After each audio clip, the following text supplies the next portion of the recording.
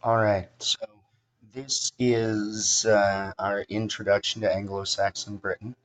This is the earliest period of Britain from which we have any any literature that can be called English.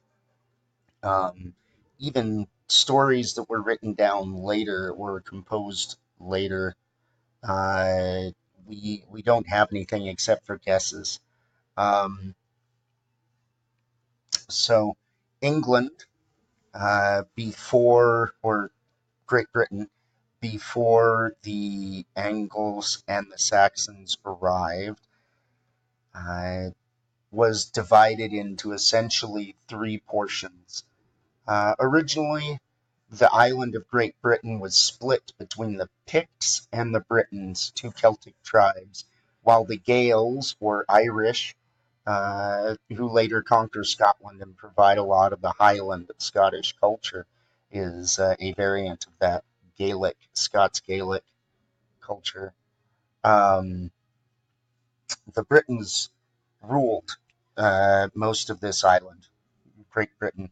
The Romans came and conquered Great Britain up to Hadrian's Wall, pushing those Britons who didn't want to live with them and the Picts up into Scotland.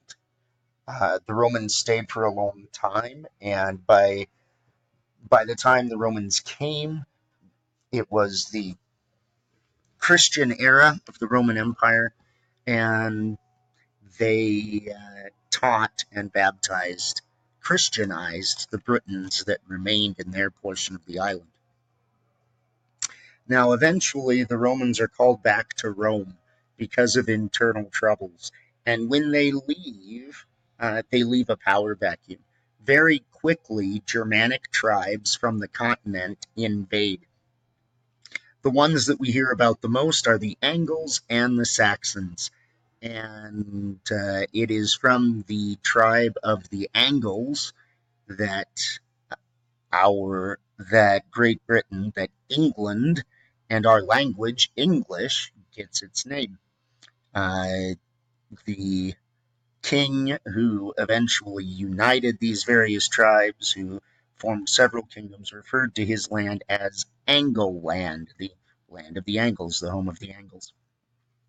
When the Angles, Saxons, and Jutes invaded, they pushed the Britons west and north, up into Scotland or over into Wales and Cornwall.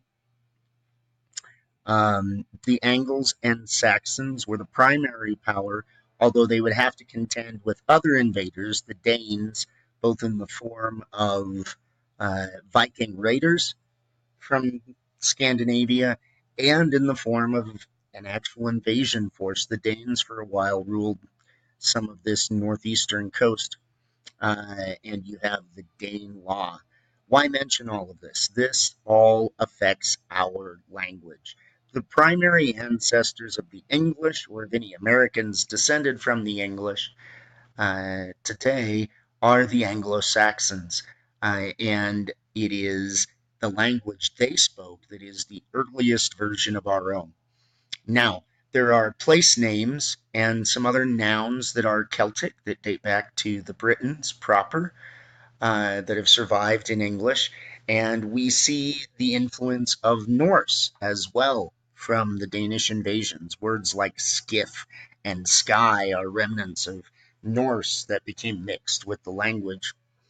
The Angles and Saxons were tribal people, and many small kingdoms were founded in the island of Great Britain.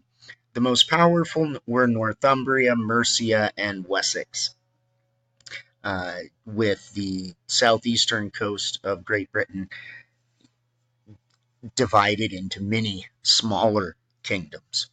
And they fought with each other, and they fought the Danes, and etc. Eventually, all of Anglo-Saxon England is united in a single kingdom, and the greatest king of that short-lived united Anglo-Saxon England was King Harold.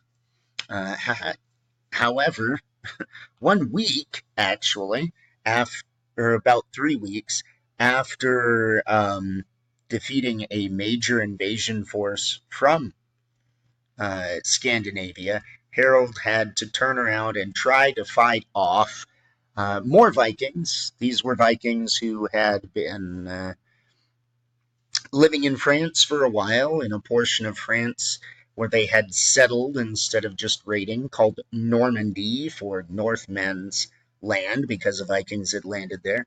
And now these French-speaking former Norsemen crossed the Channel and took England at the Battle of Hastings in 1066.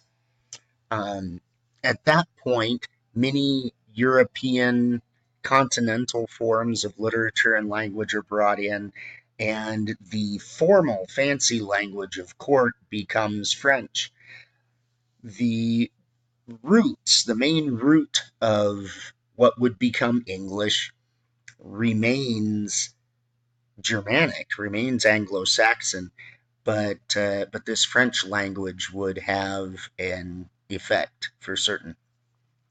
Now, the 1066 marks the end of the period of the Anglo-Saxons. So the few pieces of literature that we're looking at, Beowulf really actually is all from the Anglo-Saxon period, are from this earliest phase of Britain between the Romans and the arrival of the Normans.